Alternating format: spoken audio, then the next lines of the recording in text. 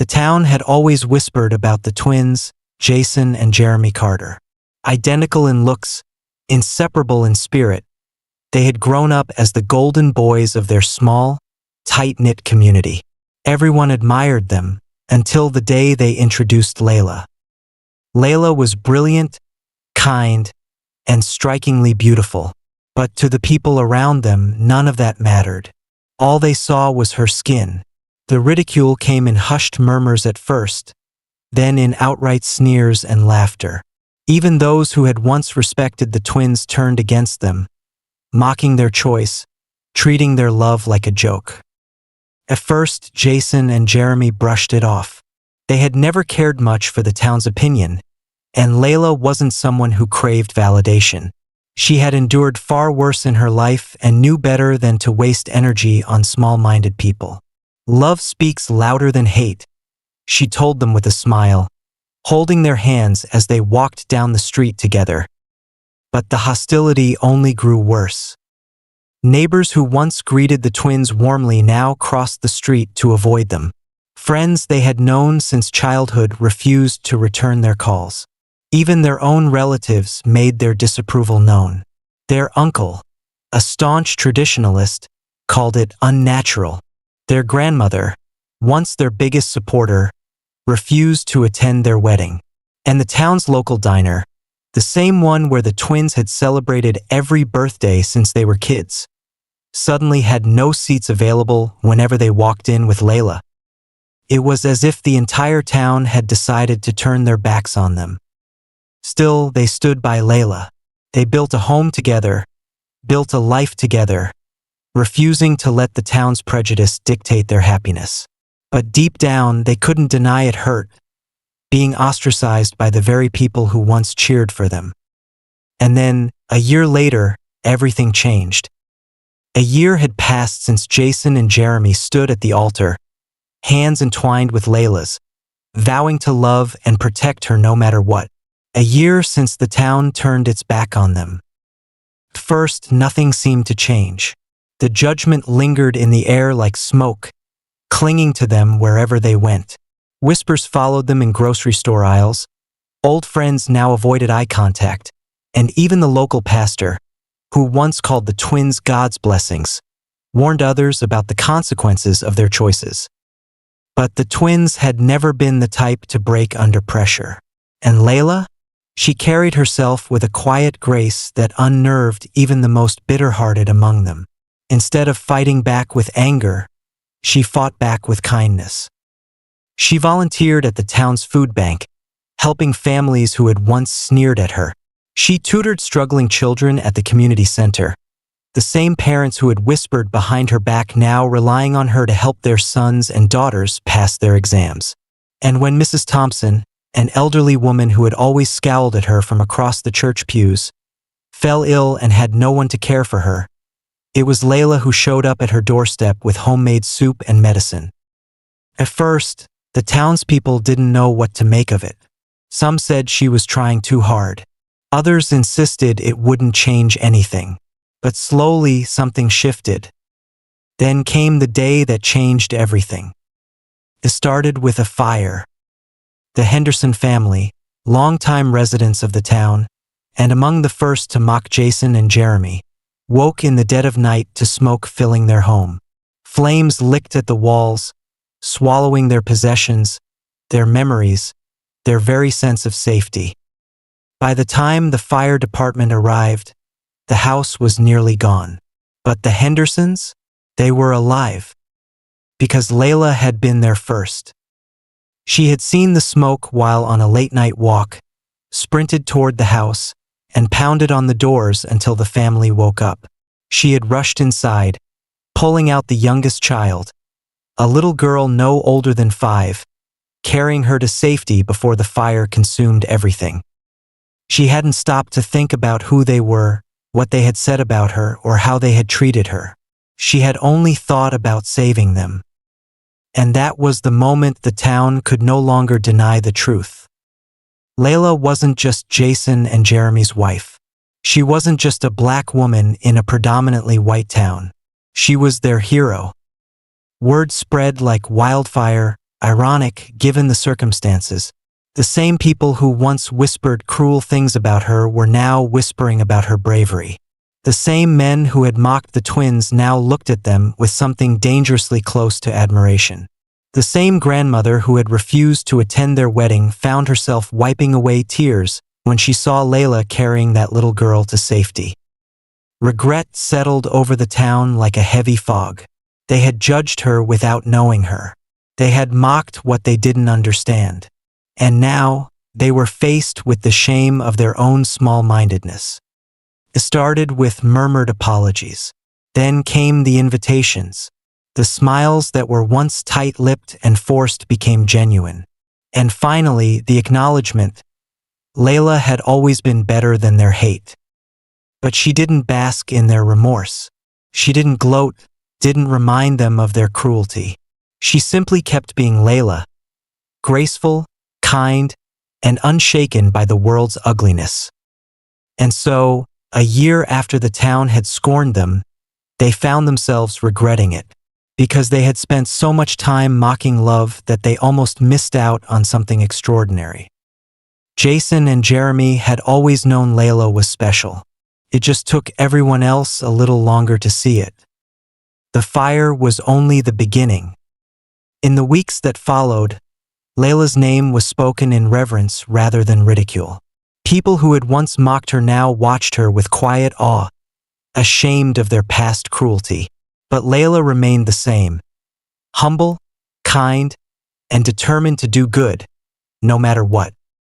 One afternoon, she walked into Miller's grocery store, the place where months ago, the cashier had barely looked her in the eye. This time, Mrs. Miller, the owner's wife, rushed out from behind the counter, hands shaking. I just wanted to say I'm sorry," she stammered, "for the way we've treated you, for how I judged you." Layla didn't hesitate.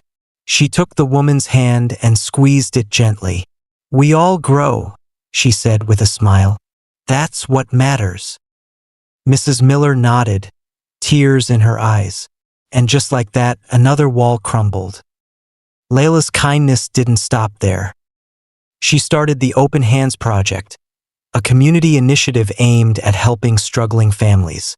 What began as small food drives turned into full-scale operations, clothing donations, tutoring programs, and even financial assistance for those in crisis. The same people who had once shut their doors to her now came forward, eager to help. She inspired others to look beyond their prejudices, to see the humanity in one another. When the town's only black student, 13-year-old Malik Johnson, confessed to her that he felt out of place at school, isolated, ignored, Layla didn't just offer words of encouragement. She met with the principal and advocated for a more inclusive environment, pushing for cultural appreciation events and diversity workshops. Soon, Malik wasn't just tolerated, he was celebrated. When old Mr. Bennett, a grumpy war veteran who had been one of her harshest critics, fell ill and had no one to care for him, it was Layla who showed up at his doorstep with homemade soup, just as she had done for Mrs. Thompson. The old man grumbled at first, but over time he softened. One evening, as she adjusted his blanket, he muttered, "Guess I was a fool, huh?" Layla only smiled. "Guess we all learn, don't we?" And the biggest transformation of all, the twins' grandmother. For a year, she had refused to acknowledge Layla, holding onto her outdated beliefs with a stubborn grip. But as she watched from her porch, watched the woman she had shunned become the heart of the town, her resolve cracked. One evening, she called Jason and Jeremy to her house. They expected another cold reception, but instead, they found her sitting on the porch, a knitted blanket in her lap. "For Layla," she said, holding it out with unsteady hands. "Tell her, I'd like to see her, if she'll have me." And when Layla arrived, there were no grand speeches, no dramatic apologies. Just an old woman, ashamed of the past, and a young woman, willing to forgive. Layla draped the blanket over her shoulders, smiled, and said, It's never too late to choose love. And just like that, the last wall fell. Years passed and the town changed. Not overnight, not easily, but piece by piece, brick by brick. Layla became a pillar of the community, not just as Jason and Jeremy's wife, but as a force of kindness, a healer of wounds, a living reminder of what love could do. No one mocked her anymore. They admired her, they learned from her, and they never forgot the woman who changed them all. As the years passed, Layla's influence grew beyond what anyone could have imagined. The town, once steeped in prejudice and close-mindedness, had begun to evolve, all because of one woman's quiet strength. Her Open Hands project expanded into a fully funded community center, offering free meals, job training, and mentorship programs for young people who had lost their way. Even the town's wealthiest families, many of whom had once looked down on her, became donors eager to support what they now recognized as a necessary cause. But Layla's heart was never about money or recognition. It was about change. When the school board refused to include more diverse literature in the curriculum, Layla didn't just complain. She took action. She organized a town-wide book club, inviting people from all backgrounds to read stories that challenged their perspectives. She convinced the library to host cultural appreciation nights, where people could learn about histories they had once ignored. Started small, just a handful of attendees, but soon more came. And when old Mr. Peterson, a retired teacher who had once told Jason and Jeremy that their marriage was a mistake, stood up at one of the book discussions and admitted, "I never realized how much I didn't understand," Layla knew they were making real progress. The town that once mocked her was now learning from her. One of the most significant changes came when Layla met Emma Carter, Jason and Jeremy's estranged aunt. Emma had left town decades ago, after being disowned for falling in love with a man of a different race. She had never returned, too heartbroken by the rejection. But when she heard how Layla had transformed the town, she sent a letter, hesitant, uncertain, but hopeful. Jason and Jeremy were shocked. They had never even known she existed. And when Layla reached out, inviting Emma to visit, the woman finally returned home, older, wiser, but still carrying the scars of her past. At the town gathering, Emma stood before the same people who had once cast her out. Her voice trembled as she said, "I was made to feel like I didn't belong, but today, I see that love has finally won."